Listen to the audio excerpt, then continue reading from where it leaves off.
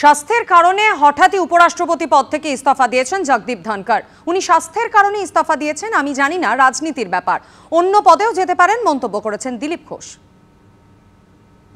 উনি স্বাস্থ্যের কারণ উল্লেখ করেছেন, আমি জানি না কি রাজনীতির ব্যাপার হতে পারে, অন্য পদেও যেতে পারেন। এটা আমাদের চিন্তার বিষয় নাই, আমাদের বিচারের বিষয় নাই, রাষ্ট্রপতি দেখছেন। 10টায় 10 থেকে শুরুতেই যে খবরের দিকে নজর রাখবো, মেয়াদ শেষের 2 বছর আগেই দেশের উপরাষ্ট্রপতি পদে ইস্তফা দিলেন জগদীপ ধনখড়। স্বাস্থ্যের কারণে এই সিদ্ধান্ত বলে তিনি জানিয়েছেন। তবে তৃণমূলের রাজ্য সাধারণ সম্পাদক কুণাল ঘোষ ইঙ্গিতপূর্ণভাবে সোশ্যাল মিডিয়ায় লিখেছেন, শুধু স্বাস্থ্যই কারণ? যদি তাই হয় সুস্থ হয়ে উঠুন, অন্যথায় কৌতূহল থাকলো।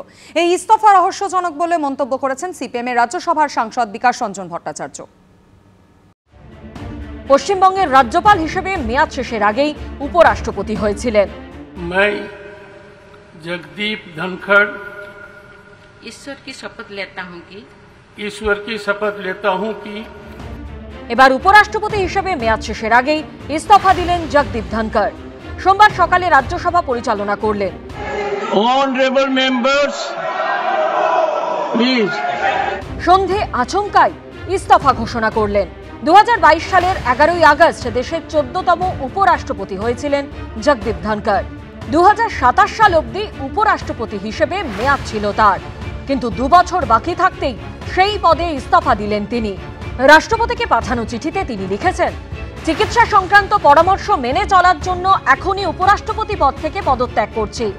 দ্বিধাহীনভাবে সমর্থন এবং দারুণ সম্পর্ক বজায় রাখার জন্য আমি মহামান্য রাষ্ট্রপতির কাছে গভীর কৃতজ্ঞতা প্রকাশ করছি। মাননীয় প্রধানমন্ত্রী এবং মন্ত্রীদের প্রতিও গভীর কৃতজ্ঞতা প্রকাশ করছি। প্রধানমন্ত্রীর সহযোগিতা এবং সমর্থন আমার কাছে অমূল্য এবং আমার দায়িত্ব পালনের সময় আমি অনেক কিছু শিখেছি। সাংসদদের কাছ থেকে আমি যে উষ্ণতা, আস্থা এবং স্নেহ পেয়েছি তা সবসময় আমার মনে থাকবে। সোমবারই সংসদে বাদল অধিবেশন শুরু হয়। সোমবার সকালে রাজ্যসভা পরিচালনা করেন তিনি। দিল্লি হাইকোর্টের প্রাক্তন বিচারপতি যশবন্ত ভার্মার বাড়ি থেকে টাকা উদ্ধারের ঘটনায় তার ইমপিচমেন্টের জন্য নোটিশ পেয়েছেন বলে জানান Jagdeep Dhankhar. I have received notice of motion to constitute a statutory committee for removal of Justice Yashwant Verma, Judge of the High Court of Judicature at Rajasthan, at Allahabad. It is signed by more than 50 members of the Council of States. It meets the numerical requirement for setting in motion a process for removal of a High Court judge. এরপর দুপুর 3:53 উপরাষ্ট্রপতির office থেকে একটি বিজ্ঞপ্তিতে জানানো হয় জগদীপ ধনখড় বুধবার জয়পুরে একটি আলোচনা সভায় অংশ নিতে যাবেন। কিন্তু এরপর রাতে হঠাৎই স্বাস্থ্যের কারণ দেখিয়ে পদত্যাগ করলেন জগদীপ ধনখড়। জানালেন এখন থেকেই তার পদত্যাগ কার্যকরী হচ্ছে। কিন্তু কেন, তা নিয়ে কিছুটা কৌতূহল তৈরি হয়েছে রাজনৈতিক মহলে। এই খবর সামনে আসার পরে তৃণমূলের রাজ্য সাধারণ সম্পাদক কুণাল ঘোষ ইঙ্গিতপূর্ণভাবে সোশ্যাল মিডিয়ায় লিখেছেন, শুধু স্বাস্থ্যই কারণ? যদি হয় সুস্থ হয়ে উঠুন, অন্যথায় কৌতূহল থাকলো।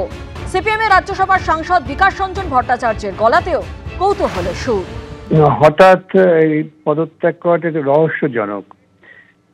জগদীপ ধনখড় মশাইয়ের শরীর খারাপ ছিল ঠিকই, কিন্তু সেটা এমন পর্যায়ে ছিল বলে আমার মনে হয় না যেটা তাকে এরকম একটি নির্বাচিত দায়িত্বপূর্ণ পদ থেকে পদত্যাগ করতে হয়।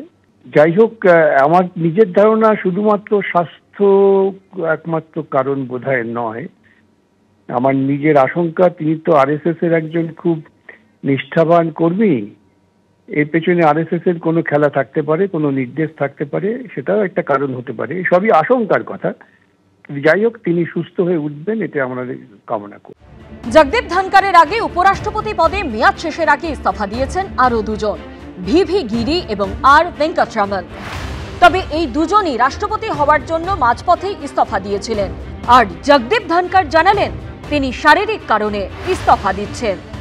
सारा दिन तो हाउस में थे वो, तो स्वास्थ्य कैसे एकदम अचानक क्या कारण हुए, घंटे के अंदर के इस्तीफा ही देना पड़ गया, तो ये समझ से बाहर है।